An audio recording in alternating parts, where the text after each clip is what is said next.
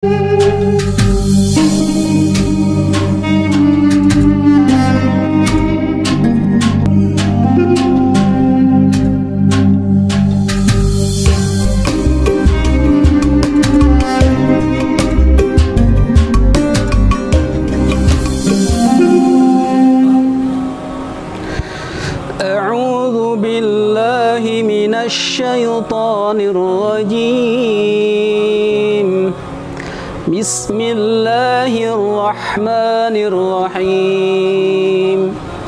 Ya ayyuhal muzammil qumil layla illa qalilan nisfahu aw inqus minhu qalila aw zid alayhi warattilil qur'ana tartila. Shadaqallahul azim. Anak-anak Ustadz yang Ustadz banggakan, alhamdulillah pada kesempatan pada hari ini Ustadz akan menyampaikan materi tentang tahsin tajwid. Sebelum kita memasuki materi yang kita pelajari pada hari ini, ada bagusnya kita mengartikan ada kalimat sedikit tentang ayat warattilil qur'ana tartila. Bacalah Al-Quran itu secara pelan dan berlahan-lahan. Jadi kalau kita membaca Al-Quran, jangan terburu-buru, sesuai dengan kaidahnya, ya. Jangan sampai kita membaca Al-Quran terburu-buru. Kalau terburu-buru, ya, tidak tahu atau tidak sesuai dengan kaidah, maka artinya beda. Baiklah, Ustadz akan menjelaskan sedikit tentang ilmu tajwid. Ilmu tajwid adalah ilmu yang membahas tentang tata cara membaca Al-Quran baik dan benar. Kita membaca Al-Quran itu baik belum tentu benar menurut ilmu tajwid. Karena apa? Karena membaca Al-Quran itu contoh. A'udzu billahi minasyaitonir rajim.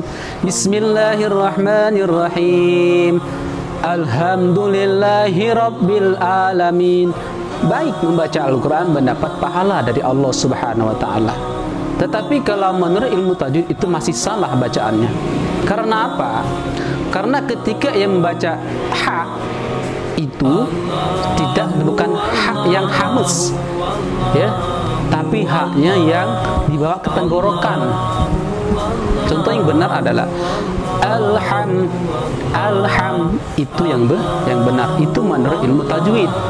Jadi kalau yang dibacakan dari awal tadi misalkan alham itu benar apa baik tapi belum tentu benar. Jadi ilmu tajwid intinya adalah mempelajari ilmu yang pelajari tentang tata cara belajar Al-Quran atau membaca Al-Quran baik dan benar. Adapun mempelajari ilmu tajwid itu ada beberapa hukum. Hukum yang pertama mempelajari ilmu tajwid adalah fardu kifayah. Yang kedua adalah fardu ain. Jadi kalau misalkan fardu kifayah itu bagi orang yang mempelajarinya, kalau fardu ain itu bagi orang yang membacanya. Jadi anak Ustadz, kalau anak Ustadz misalkan belajar ilmu tajwid itu fardu kifayah. Contohnya kalau misalkan anak Ustadz tinggal di suatu daerah atau suatu RT, misalkan di RT itu tidak ada yang mempelajari ilmu tajwid, maka semuanya di kampung atau di RT tersebut berdosa. Tetapi kalau misalkan ada anak Ustadz satu yang mempelajari ilmu tajwid, maka yang lainnya lepas. Itu hukum fardu kifayah.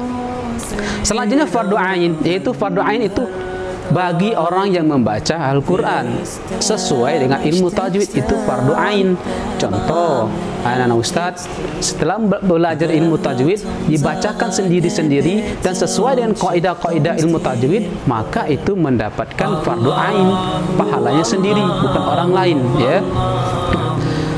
Dan apa tujuan kita mempelajari ilmu tajwid? Tujuan kita adalah kita memelihara dan menjaga membaca Al-Quran itu dari kesalahan. Itu tujuan yang penting untuk mempelajari ilmu tajwid. Jangan kita setelah kita mempelajari ilmu tajwid, tetapi setelah itu kita tidak mengamalkan, ya, mengamalkan ilmu yang sudah kita dapatkan. Nah, berarti kita masih salah. Makanya anak ustadz, kalau setelah anak ustadz belajar, silakan diamalkan sesuai ilmu tajwid untuk mengajinya, supaya kita menjadi orang yang lebih bagus lagi membaca Al-Quran dan lebih bagus lagi di dalam untuk membacanya. Adapun yang paling pokok di dalam ilmu tajwid adalah huruf-huruf hijaiyah. Huruf hijaiyah itu ada 29. Itu harus kita ketahui, karena 29 itu bermacam-macam. Ada alif, ada ba, ada ta. Itu ada makhraj dan sifatul hurufnya masing-masing. Terus hukum tajwid itu ada nun sukun, an, in, un. Itu ada dibagi menjadi 4 bagian. Yang pertama itu izhar, yang kedua ikhfa, yang ketiga iqlab, yang keempat adalah idgham. Idgham itu dibagi 2, idgham bila gunna dengan idgham bigunna. Yang pertama adalah izhar. Apa itu izhar? Izhar itu artinya jelas. Huruf izhar itu ada 6. Alif atau hamzah, ha, kha, ain, ghin, ha. Itu huruf izhar. Ketika ada nun sukun atau nun mati, an, in, un, ketemu atau bertemu dengan huruf yang 6 tadi, maka dibaca jelas atau hukumnya izhar. Yang kedua itu ikhfa. Ikhfa itu ada 15 hurufnya. Arti ikhfa adalah sama samar dan dengung. Huruf ikhfa itu ada 15. Yang pertama ta, sa, jim, dal, zal, zai, sin, shin, shod, dot, ta, za, fa, qaf, kaf. Itu huruf ikhfa. Ketika ada huruf nun sukun, an, in, un, ketemu huruf yang 15 tadi, maka dibaca sama-sama dan dengung. Contoh, min qablikum. Nah, itu nun sukun ketemu huruf ko. Itu. Yang ketiga itu ada namanya iqlab. Iqlab itu berubah bentuk. Lebih simpelnya adalah dari n itu berubah menjadi m. Contoh yang asli, min ba itu kan nun sukun n. Tetapi ketika kalau kita dibaca secara iqlab, n itu berubah menjadi m. Contoh, mim ba'di.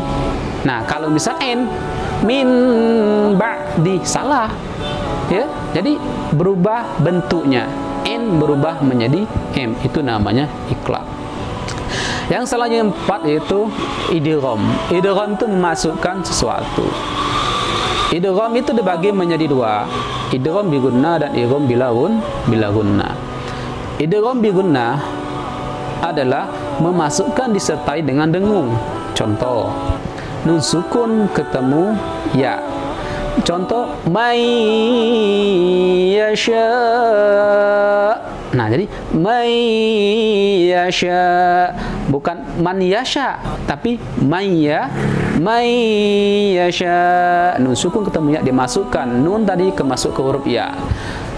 Sudah. Sekarang yang kedua, idgham bila gunnah. Idgham bila gunnah itu memasukkan tetapi tidak disertai dengan dengung. Contoh, ketika kita mengucapkan syahadat, asyhadu an la ilaha illallah, aslinya adalah asyhadu anlah. Kalau kita dituliskan ke dalam bahasa Indonesia itu asyhadu anlah, ya, karena kita tahu ilmu tajwid tadi, ketika nun ketemu lam maka ia dibaca menjadi asyhadu an la ilaha illallah. Tuh, mungkin inilah sekilas yang bisa Ustaz sampaikan tentang ilmu tajwid dan tahsin. Semoga bermanfaat.